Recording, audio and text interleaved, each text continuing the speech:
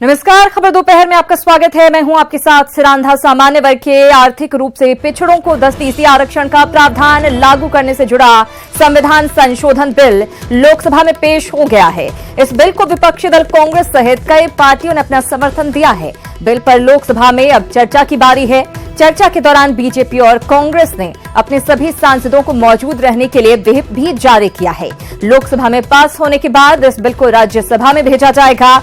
इसके लिए राज्यसभा का सत्र भी एक दिन यानी 9 जनवरी तक के लिए बढ़ा दिया गया है। आपको बता दें कि संविधान संशोधन विधेयक के जरिए संविधान के अनुच्छेद 15 और 16 में एक धारा जोड़कर शैक्षणिक संस्थाओं और सरकारी नौकरियों में आर्थिक रूप से कमजोर तबकों के लिए आरक्षण का प्रावधान किया जाएगा।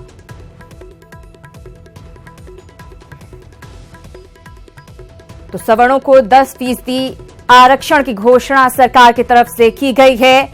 अब लोकसभा में इस विधेयक को पेश कर दिया गया है। केंद्रीय मंत्री थावरचंद गहलोत ने इसे पेश किया। हम आपको बता दें कि बीजेपी और कांग्रेस दोनों ही पार्टियों ने अपने सभी सांसदों को यहां पर उपस्थित रहने के लिए व्हिप भी जारी कर दिया है।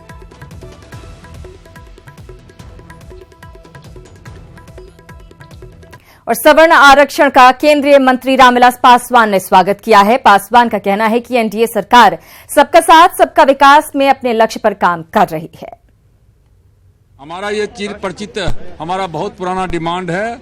जब पार्टी हमारी बनी थी 28 नवंबर 2000 को, तब से हम लोग डिमांड करते रहे हैं कि ऊंची जाति के गरीब लोगों के लिए 15% आरक्षण होना चाहिए। और आज हमें इस बात का खुशी है कि सरकार ने जैसे कहते हैं कि कल कैबिनेट में इसको पास कर दिया। संविधान संशोधन विधेयक आ रहा है और इसके पहले ओबीसी का हो गया, SC ST एक्ट का हो गया, प्रमोशन में रिजर्वेशन का क्या कहते हैं कि हो गया। तो राम मंदिर के ऊपर में प्रधानमंत्री ने कह दिया सुप्रीम कोर्ट का फैसला होगा वही मान्य होगा। तो जो सबका साथ सबका विकास, समाज के हर वर्ग के लोगों को साथ में लेकर के चलने की जो सरकार की मंशा है वो इससे परिलक्षित होती है। और आइए अब आपको बताते हैं कि देश में क्या कुछ है आरक्षण देने की मौजूदा व्यवस्था और कैसे लागू हो पाएगी आर्थिक आधार पर देश में आरक्षण की व्यवस्था।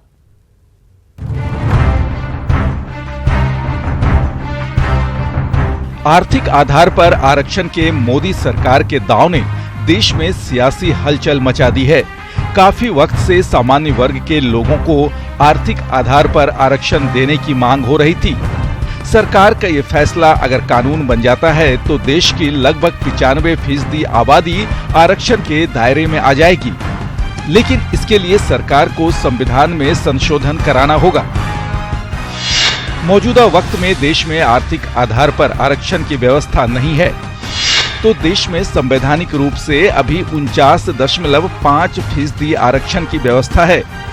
संविधान की धारा 15 और 16 के तहत आरक्षण का प्रावधान है, जिसमें ओबीसी के लिए 27%, SC 15% और ST के लिए 7.5% आरक्षण का प्रावधान है।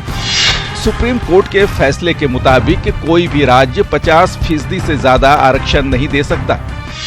6 नवंबर 1992 को सुप्रीम कोर्ट ने इंदिरा साहनी केस में साफ कर दिया था कि अनुच्छेद 16(4) के तहत कुल आरक्षण 50% से अधिक नहीं होना चाहिए। 27 अप्रैल 2008 को सुप्रीम कोर्ट ने साफ किया था कि संविधान में आर्थिक मानदंड के आधार पर आरक्षण की व्यवस्था नहीं है।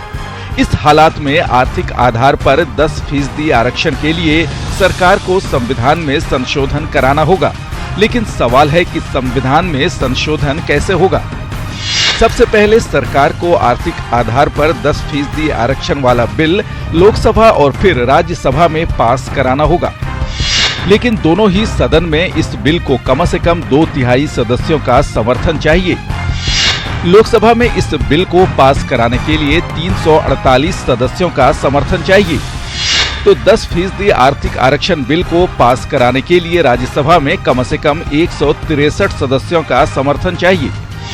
लोकसभा और राज्यसभा की मौजूदा स्थिति के मुताबिक दोनों ही सदनों में इस बिल को पास कराने के लिए सरकार को कांग्रेस समेत विपक्षी दलों का समर्थन चाहिए। लेकिन सिर्फ संसद में पास हो जाने से ही आर्थिक आधार पर आरक्षण कानून नहीं बन जाएगा। बल्कि दोनों सदनों की मुहर लगने के बाद इस विधेयक को देश की 14 राज्यों की विधानसभा से भी मंजूरी लेनी होगी। इसके बाद इस विधेयक को राष्ट्रपति की मंजूरी के लिए भेजा जाएगा और राष्ट्रपति की मंजूरी से ये विधेयक कानून बनेगा।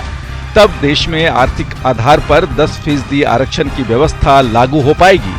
तो ये है वो प्रक्रिया जिसके तहत देश की एक बड़ी आबादी को आर्थिक आधार पर आरक्षण मिल सकता है। Bureau report, news 18 network. तो कई सारी बाधाएं जिन्हें पार करने के बाद आरक्षण की व्यवस्था लागू हो पाएगी। बहरहाल लोकसभा का रुख कर लेते हैं, जहां पर ये बिल पेश कर दिया गया है और बहस चल रही है। Stand part of the bill. Those in favor may say aye. Those against may say no.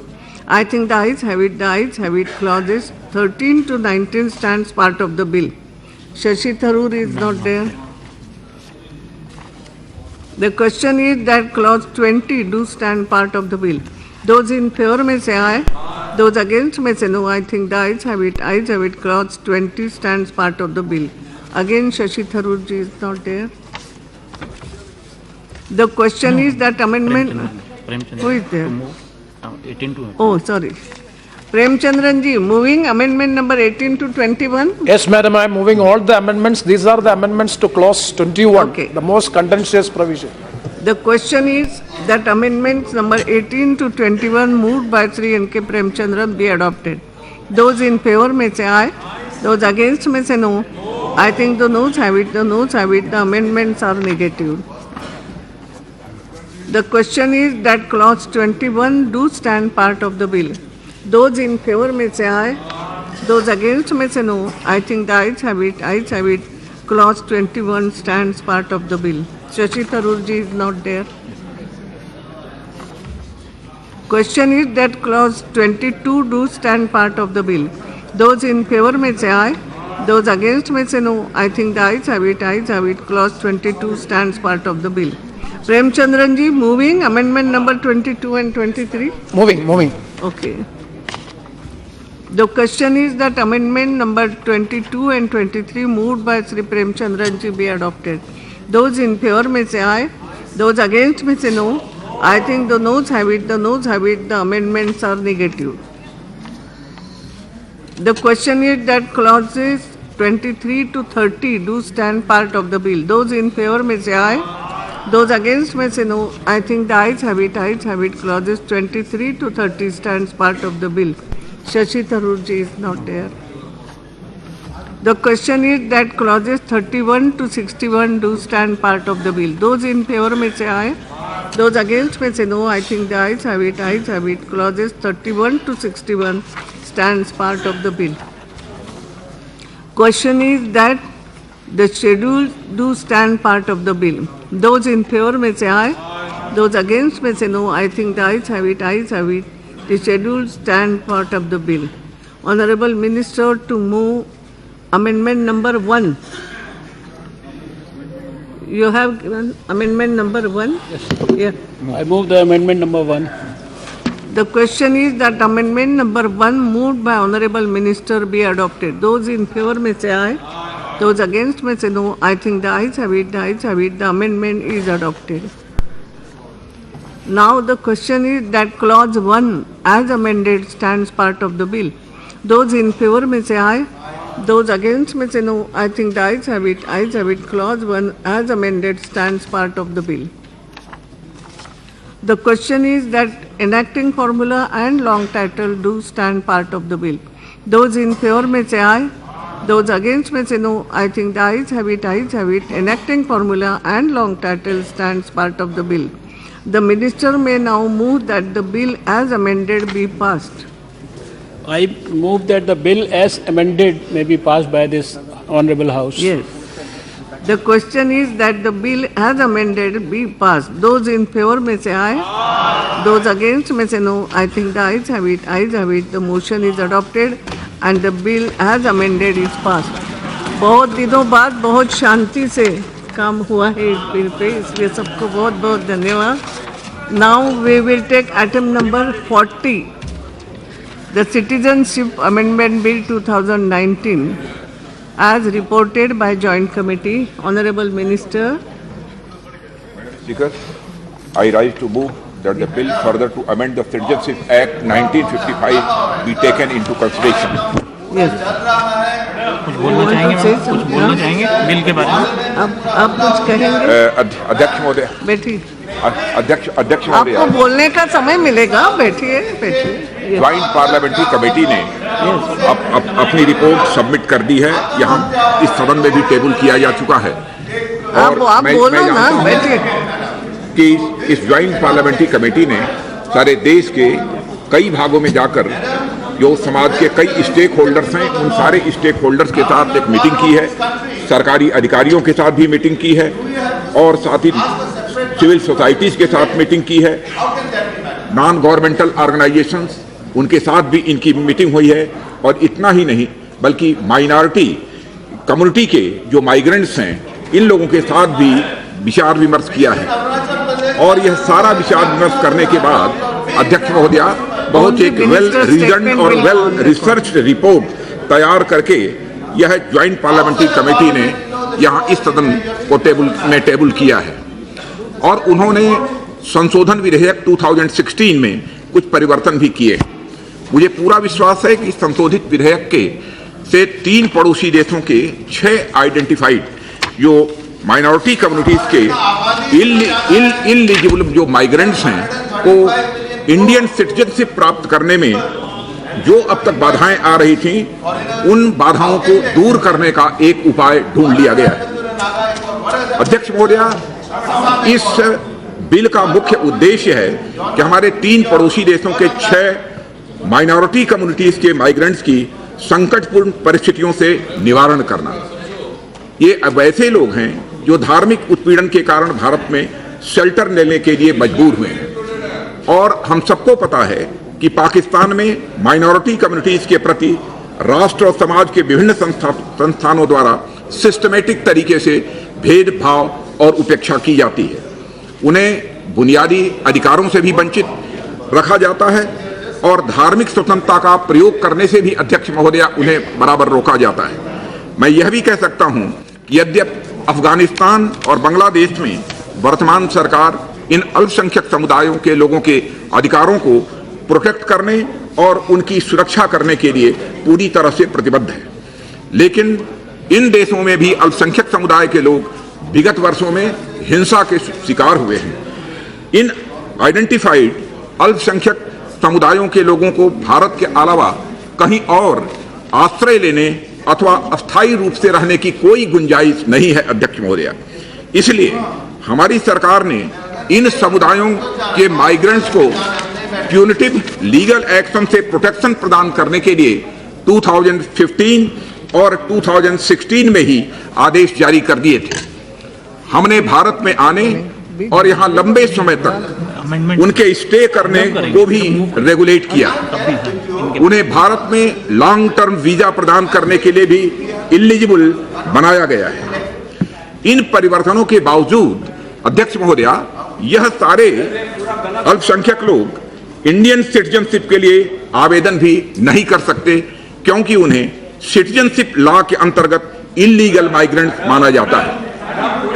आज इस संशोधन विधेयक के कानून बन जाने के बाद ऐसे माइग्रेंट सिटीजनशिप प्राप्त करने के लिए अप्लाई कर सकेंगे और उनके आवेदन पर जो निर्धारित प्रोसेस है उसके अनुसार आवश्यक जांच पड़ताल के बाद राज्य सरकार की रिकमेंडेशन पर सेंट्रल गवर्नमेंट नागरिकता प्रदान करने का भी निर्णय कर लेगी। हम इन माइनॉरिटी कम्युनिटीज के मामले में आवश्यक मिनिमम रेजिडेंसी पीरियड को भी मौजूदा जो पहले 12 वर्ष था उसको घटाकर 7 वर्ष करने का भी प्रस्ताव कर रहे हैं, ताकि वे बिना लंबी अवधि तक इंतजार किए भारत की नागरिकता प्राप्त कर सके। अध्यक्ष महोदया, मैं यह भी अवगत कराना चाहता हूं कि सिटीजनशिप अमेंडमेंट एक्ट के बारे में एक गलत जानकारियां और गलतफहमी सारे देश भर में पैदा करने की कोशिश की जा रही है, जिसके कारण असम और देश के कुछ अन्य भागों में लोगों के मन में तरह तरह की आशंकाएं भी पैदा हो रही हैं।